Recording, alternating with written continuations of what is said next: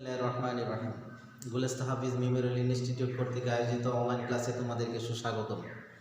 গুলেস্তা হাফিজ Memorial ইনস্টিটিউটের ষষ্ঠ শ্রেণীর ইভেন সকল শ্রেণীর ছাত্রছাত্রীদেরকে আমার আন্তরিক অভিনন্দন এবং সালাম। আসসালামু আলাইকুম রহমতুল্লাহি ওয়া বারাকাতুহু।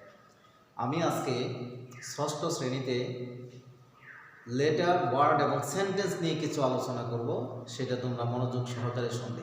এর পূর্বে আমি তোমাদেরকে একটা কথা বলতে চাই, সেটা হচ্ছে এই করোনাকালীন সময়ে তোমরা স্বাস্থ্যবিধি মেনে চলবে, বিনা প্রয়োজনে বাড়ি থেকে বের হবে না এবং বাবা মার অনুগত করবে, বাবা মার অনুগত থাকবে সব সময় এবং শিক্ষকদের কথা স্মরণে রাখবে, তাদের উপদেশগুলো মনে রাখবে এবং তোমরা নামাজ পড়ে শিক্ষকদের জন্য দোয়া করবে।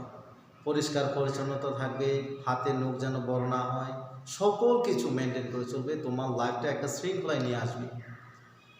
এতটুকু মনে রাখবে যে বাবা মা সবসময় তোমাদের ভালো চায়, বাবা মার কথা সবসময় শুনবে। আমি তোমাদেরকে কিছু বিষয়, ইংরেজির প্রাথমিকভাবে কিছু বিষয় সম্পর্কে ধারণা দেওয়ার জন্য আমি আজকে অনলাইন ক্লাসে আসছি। সেটা হচ্ছে, আমি জানি যে তোমরা হয়তো লেটার কাকে বলে, ওয়ার্ড কাকে বলে, তারপর সেন্টেন্স কাকে বলে, এগুলি তোমরা পড়েছো। তোমাদের এই পড়াকে আরেকটু সহযোগিতা করার জন্য আমি একটা ক্লাস তোমাদের জন্য নিচ্ছি। সেটা হচ্ছে লেটার কাকে বলে। আমরা জানি লেটার হচ্ছে মানুষ কথা বলার জন্য যেসব সংকেত বা চিহ্ন ব্যবহার করে, এগুলোকে লেটার বলে। মানুষ কথা বলার জন্য যেসব সংকেত বা চিহ্ন ব্যবহার করে, এগুলোকে লেটার বলে। ওয়ার্ড কাকে বলে? ওয়ার্ড হচ্ছে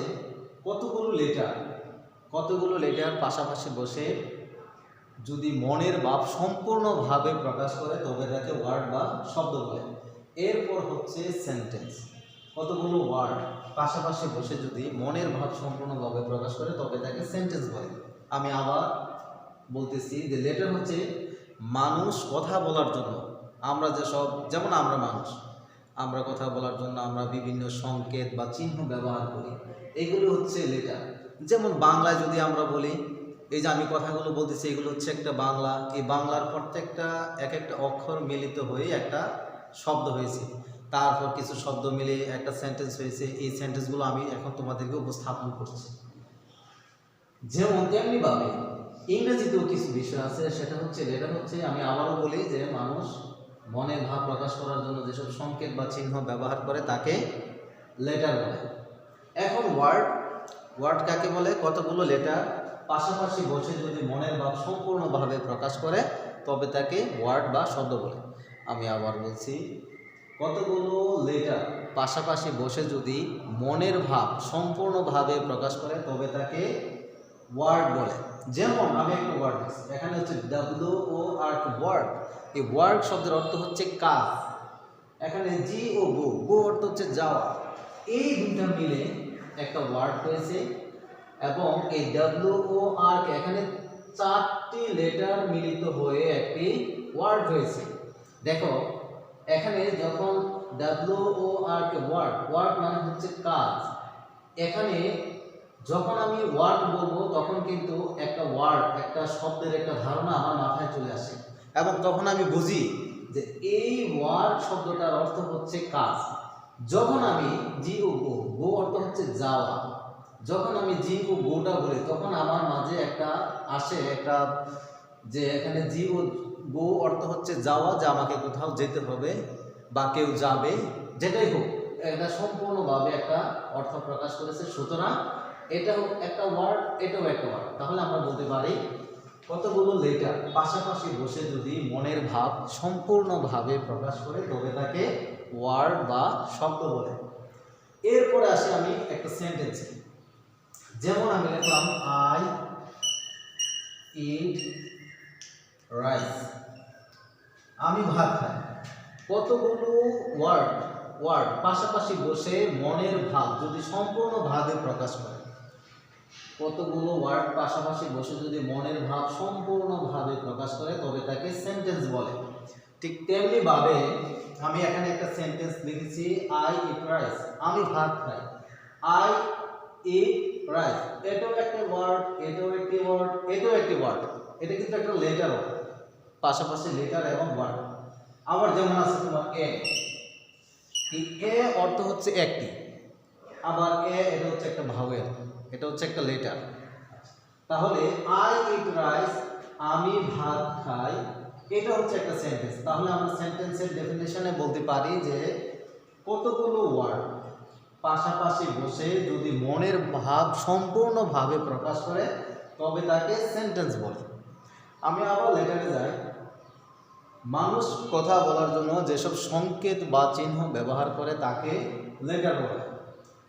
ওয়ার্ড হচ্ছে কতগুলো লেটার পাশাপাশি বসবে এবং বসে মনের ভাব সম্পূর্ণভাবে প্রকাশ করবে, সেটা হচ্ছে ওয়ার্ড।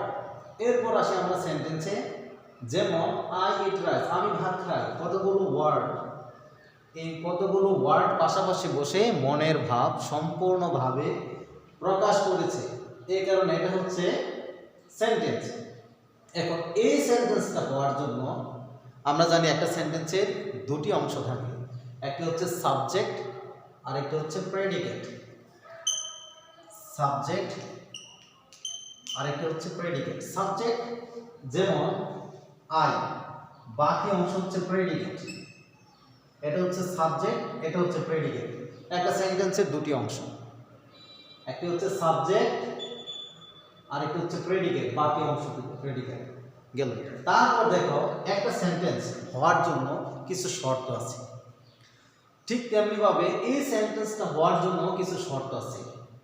1 2 3, তিনটি শর্ত। 1 নম্বর দেওয়া আছে কমপ্লিটনেস অফ সেন্স, 2 নম্বরে দেওয়া আছে যে কারেক্ট ওয়ার্ডার, 3 নম্বরে দেওয়া আছে কম্বিনেশন অফ ওয়ার্ডস।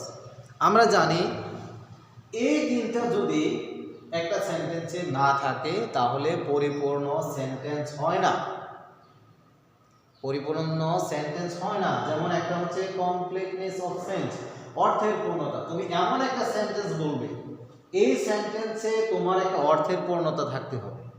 যেমন এখানে যখন আমি বলবো আই ইট রাইস, আমি ভাত খাই, এখানে অর্থের একটা পূর্ণতা আছে।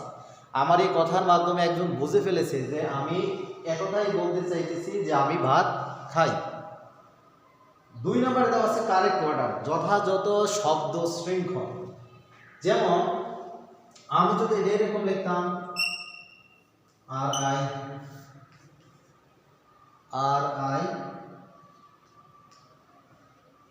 রাইস আই ইট, কেমন দেখা যায়? এটা কিন্তু কারেক্ট ওয়ার্ডার হয়নি, যথাযথ শব্দ শৃঙ্খল হয়নি। সুতরাং যথাযথ শব্দ শৃঙ্খল হওয়ার জন্য সাবজেক্ট, ভার্ব এবং অবজেক্ট লাগবে, এগুলো প্রেজেন্ট ইনডিফিনিট টেন্স এগুলো আছে। এরপরে হচ্ছে কম্বিনেশন অফ ওয়ার্ডস, শব্দ সমষ্টি। এখানে দেখো এটা হচ্ছে একটা শব্দ, এটা হচ্ছে একটা শব্দ, এটা হচ্ছে একটা শব্দ, এই প্রত্যেকটা কিন্তু শব্দ। মাঝে মাঝে আমরা দেখি যে শুধু এরকম আছে, গো যাও। যখন আমি বলবো গো যাও, কাকে বলবো? তোমাকে, ইউ গো, তুমি যাও। এটাও একটা সেন্টেন্স ধরা যায়, এটা একটা সাবজেক্ট, আবার এটা একটা সেন্টেন্সও ধরা যায়। যদি এটা হয় গো হিয়ার, SERE হিয়ার, তখন বুঝে গেল গো হিয়ার, সেখানে যাও। সুতরাং আমি তোমাদেরকে এই তিনটা বিষয়ে আমি আবার বলতেছি, তোমরা মনোযোগ সহকারে শোনো। আশা করি যদি এই ক্লাসটা মনোযোগ সহকারে দেখো তাহলে তোমাদের লেটার, ওয়ার্ড, সেন্টেন্স এই তিনটা বিষয়ে তোমাদের জড়তা থাকবে না ইনশাআল্লাহ। 1 নম্বরে আবার আমি বলতেছি, লেটার হচ্ছে মানুষ কথা বলার জন্য যেসব সংকেত বা চিহ্ন ব্যবহার করে, এটা হচ্ছে লেটার। মানুষ কথা বলার জন্য যেসব সংকেত বা চিহ্ন ব্যবহার করে এগুলো হচ্ছে লেটার। এরপর হচ্ছে যেমন লেটারে কিছু উদাহরণ দেওয়া আছে, ABCD, আবার বাংলাতে আছে স্বরে ও, স্বরে আ, হ্রস্ব ই, দীর্ঘ ই, ক খ, এগুলো আছে। আরবিতে আছে আলিফ বা, ইত্যাদি ইত্যাদি। 2 নম্বর হচ্ছে ওয়ার্ড। ওয়ার্ড কাকে বলে? কতগুলো লেটার, কতগুলো লেটার পাশাপাশি বসে যদি মনের ভাব সম্পূর্ণভাবে প্রকাশ করে তবে তাকে ওয়ার্ড বা শব্দ বলে। লেটারের পরের ধাপটা হচ্ছে ওয়ার্ড, ওয়ার্ডের পরের ধাপটা হচ্ছে সেন্টেন্স। এটা ব্যতীত এটা হবে না এবং এটা ব্যতীত এটা হবে না, একটার সাথে আরেকটার একটা সংযুক্ত আছে। যেমন এরপরে আমি আবার বলি যে ওয়ার্ড হচ্ছে কতগুলো লেটার পাশাপাশি বসে যদি মনের ভাব সম্পূর্ণভাবে প্রকাশ করে তবে তাকে ওয়ার্ড বা শব্দ বলে। এরপর হচ্ছে সেন্টেন্স। সেন্টেন্স হলো কতগুলো ওয়ার্ড পাশাপাশি বসে, আমি মনে হয় এখানে একটু করে ফেলেছি, তোমরা আবার দেখো যে ওয়ার্ড হচ্ছে কতগুলো লেটার পাশাপাশি বসে মনের ভাব সম্পূর্ণভাবে প্রকাশ করবে, এটা হচ্ছে ওয়ার্ড। আর সেন্টেন্স হচ্ছে যে কতগুলো ওয়ার্ড বা শব্দ পাশাপাশি বসবে এবং মনের ভাব সম্পূর্ণভাবে প্রকাশ করবে, সেটা হচ্ছে সেন্টেন্স।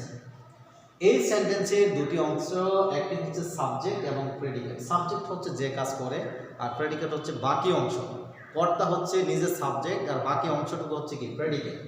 এরপরে আমরা আসি যে এই সেন্টেন্স গঠনের জন্য তিনটা বৈশিষ্ট্য তাকে অবশ্যই থাকতে হবে একটা পূর্ণাঙ্গ সেন্টেন্সের জন্য। একটি হচ্ছে কমপ্লিটনেস অফ সেন্স, অর্থের পূর্ণতা থাকতে হবে। এমন একটা সেন্টেন্স বলার পরে এই অর্থ সম্পর্কে আর কোনো মন্তব্য নেই, মানে সম্পূর্ণভাবে আমার বুঝে আসছে সে কি বলেছে। যেমন যদি আমি বলি হোয়াট ইজ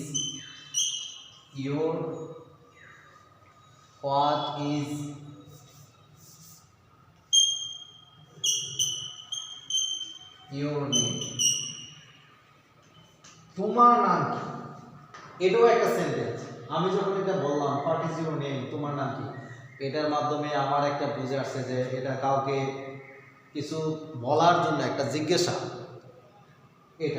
এটা হচ্ছে কমপ্লিটনেস অফ সেন্স, অর্থের পূর্ণতা। এরপর হচ্ছে কারেক্ট অর্ডার, যথাযথ শব্দ গুচ্ছ থাকতে হবে, শব্দ শৃঙ্খল থাকতে হবে কারেক্ট অর্ডারে। এরপর হচ্ছে কম্বিনেশন অফ ওয়ার্ড, কিছু এই যথাযথ কারেক্ট অর্ডার, সেটা হচ্ছে যথাযথ শব্দ শৃঙ্খল। এই যে শব্দ শৃঙ্খলগুলো কোনটার পরে কোনটা আসবে, এটা হচ্ছে এটা কম্বিনেশন অফ ওয়ার্ডস। এই যে শব্দ সমষ্টি একত্রে থাকবে, এটা হচ্ছে কম্বিনেশন অফ ওয়ার্ড। আশা করি তোমরা বুঝেছো। তোমরা ভালো থাকো, সুখে থাকো। আমার এই ক্লাসে যদি ভুলও হয়ে থাকে তাহলে পরবর্তীকালে সংশোধনের চেষ্টা করবো, আর তোমরা আমাকে বলে দিবে যে এই ক্লাসে হয়তো কোনো আছে। আর তোমরা ভালো থাকো, তোমাদের সুস্বাস্থ্য এবং দীর্ঘায়ু কামনা করে আমি আজকের মতো এখানেই শেষ করলাম। আসসালামু আলাইকুম রহমতুল্লাহি ওয়া বারাকাতুহু।